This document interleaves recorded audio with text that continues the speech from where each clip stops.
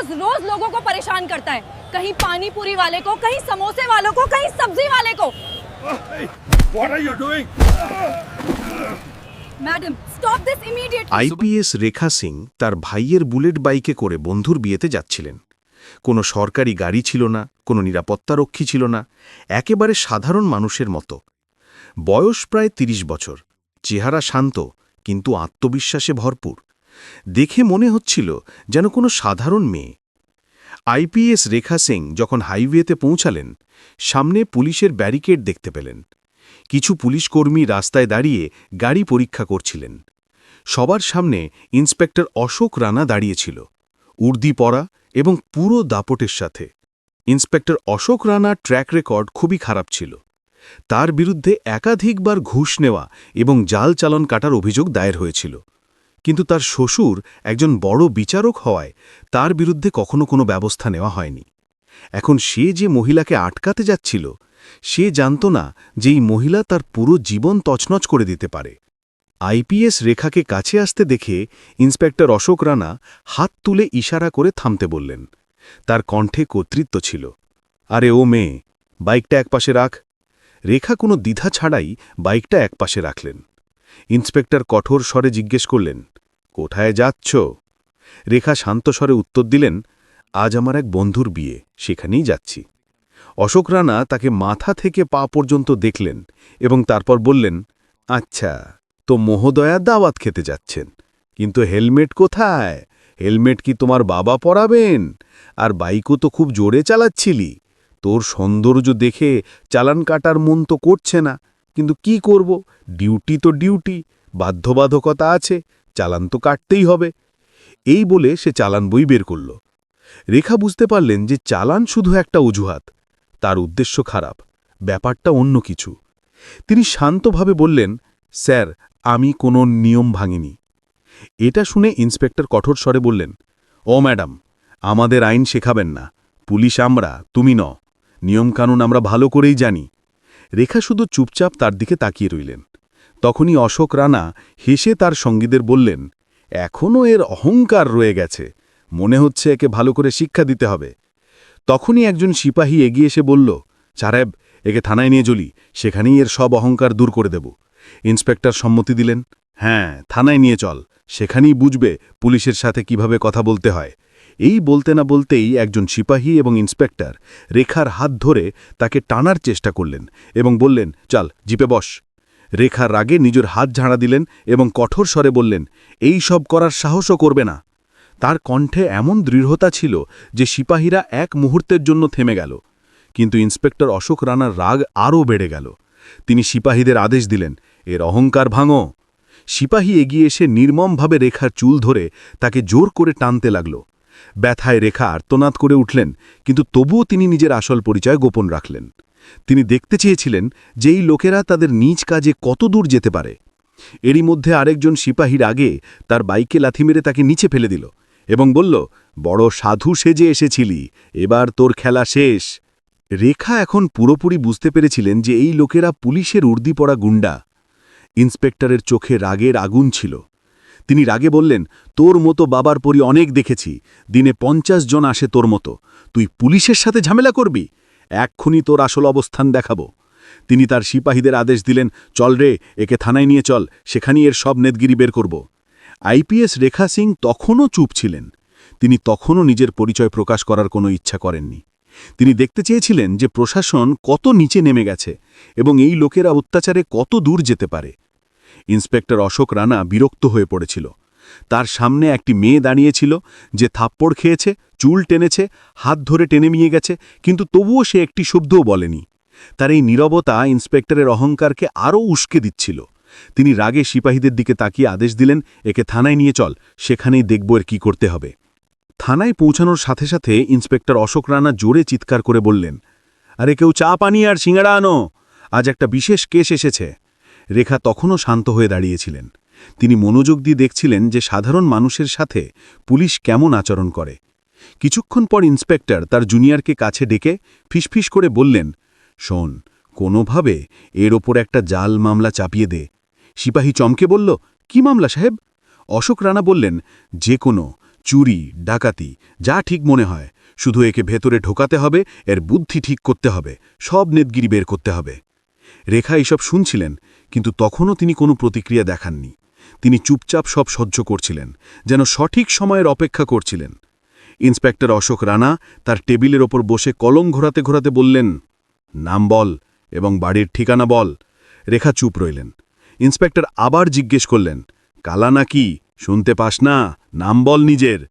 রেখা তখনও শান্ত রইলেন। রাগে ইন্সপেক্টর টেবিলের ওপর জোরে হাত মারলেন এবং চিৎকার করে বললেন, নাম বল, নইলে পরিণতি খারাপ হবে। কিছুক্ষণ নীরবতার পর রেখা ধীরে ধীরে বললেন, রেখা। ইন্সপেক্টর হাসিতে ফেটে পড়লেন, খুব চালাক তুই, কিন্তু এখানে বেশি চালাকি দেখাস না, নইলে ভুগতে হবে। ইন্সপেক্টর একজন সিপাহীকে ইশারা করলেন এবং সিপাহীরা জোর করে রেখাকে লকআপে ঢুকিয়ে দিল। লকআপ নোংরা এবং দুর্গন্ধযুক্ত ছিল। ভেতরে আগে থেকেই একজন মহিলা বসেছিলেন। রেখা তাকে জিজ্ঞেস করলেন, তোমাকে কোন অপরাধে ঢুকিয়েছে? মহিলা বললেন, আমাকে মিথ্যে মামলায় ফাঁসানো হয়েছে। আমি বাজারে সবজি বিক্রি করতাম, প্রতিদিন ইন্সপেক্টর অশোক রানা আমার কাছ থেকে বিনামূল্যে সবজি নিয়ে যেত। একদিন আমি বিনামূল্যে সবজি না দেওয়ায় সে আমার ওপর মিথ্যে অভিযোগ আনে আমাকে জেলে ঢুকিয়ে দিল। তারপর সে রেখাকে জিজ্ঞেস করল, আর তোমাকে? রেখা শান্ত স্বরে উত্তর দিলেন, কিছু না। এখন সে আরও গভীরভাবে ভাবছিল, যদি একজন আইপিএস অফিসারকে বিনা প্রমাণে এভাবে ভেতরে ঢোকানো যায়, তাহলে সাধারণ মানুষের কি অবস্থা হয়? বাইরে ইন্সপেক্টর অশোক রানা সিপাহী বলল, দেখুন স্যার, সে তো নিজের নামও বলছে না। হিতেশ বুঝতে পেরেছিলেন যে ব্যাপারটা গুরুতর। তিনি আদেশ দিলেন, ঠিক আছে, একে অন্য লকআপে ঢোকাও। হিতেশের আদেশে সিপাহী রেখাকে অন্য লকআপে বন্ধ করে দিল। সেই ঘরটি আগের চেয়েও বেশি অন্ধকার, নোংরা এবং দুর্গন্ধযুক্ত ছিল। দেয়ালে মোটা স্যাঁতস্যাঁতে ভাব লেগেছিল। রেখা চারপাশে দেখলেন। এখন তিনি এই প্রশাসনের আসল চেহারা দেখতে পাচ্ছিলেন। প্রতিটি মুহূর্তে তার বিশ্বাস আরও দৃঢ় হচ্ছিল। আইন এখন কেবল কাগজে রয়ে গেছে, বাস্তবে তো তাকে পদদলিত করা হচ্ছে। ওই দিনই হঠাৎ করে ডিএম বিজয় কুমার পুলিশ থানা পরিদর্শনে যান। হঠাৎ একজন পুলিশ কনস্টেবল ঘাবড়ে গিয়ে থানার ভেতরে এসে বলল, স্যার, বাইরে একটি বড় গাড়ি এসেছে। ইন্সপেক্টর অশোক রানা চমকে বললেন, কে এসেছে? কনস্টেবল বলল, স্যার, গাড়িটি সরকারি। এতটুকু শুনেই পুরো থানার পরিবেশ বদলে গেল।